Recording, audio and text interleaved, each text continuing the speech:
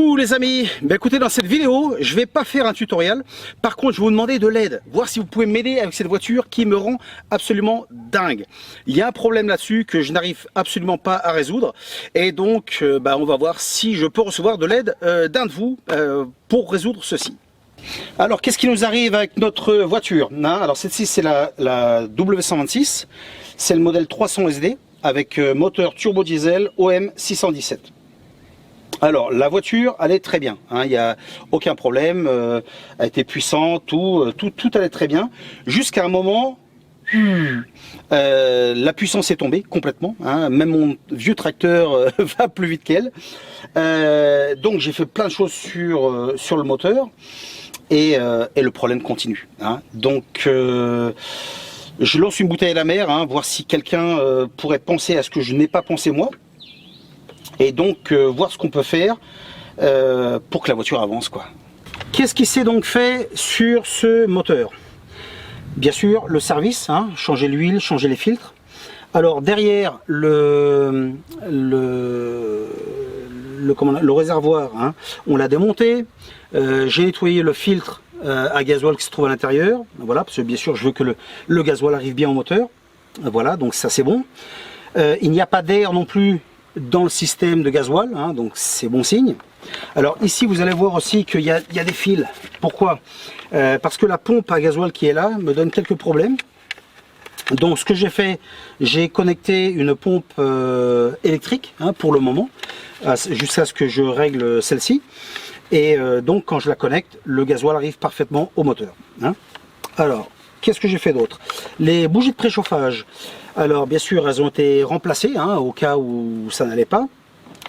Et donc elles ont été testées et tout fonctionne bien. Les injecteurs, même chose, on les a enlevés, démontés complètement, nettoyés, testés, fonctionne parfaitement, ça a été remonté. Le turbo, il a été refait à neuf.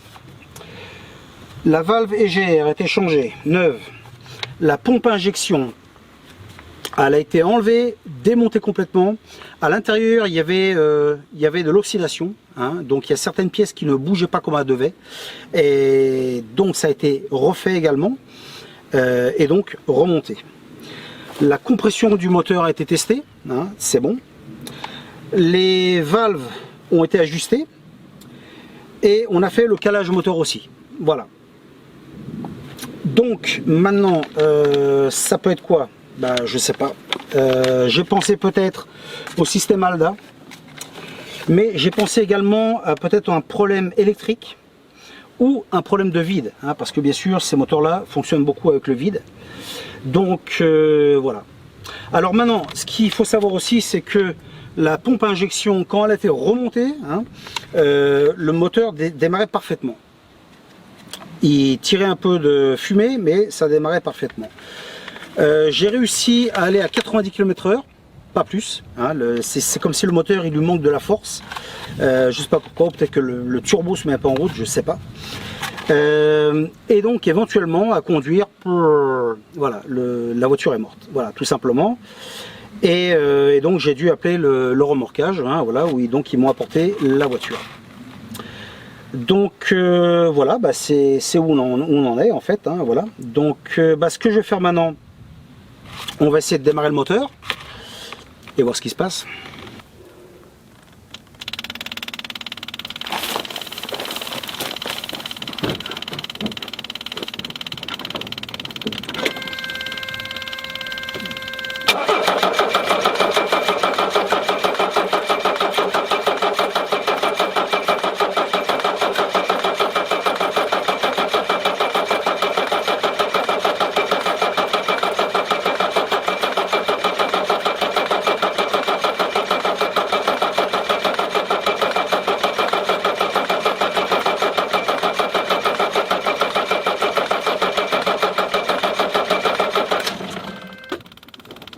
Alors comme vous avez vu, donc voilà, hein, donc il ne démarre absolument pas.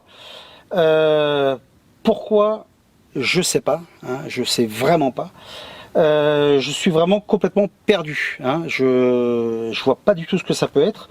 Le moteur ne tousse même pas.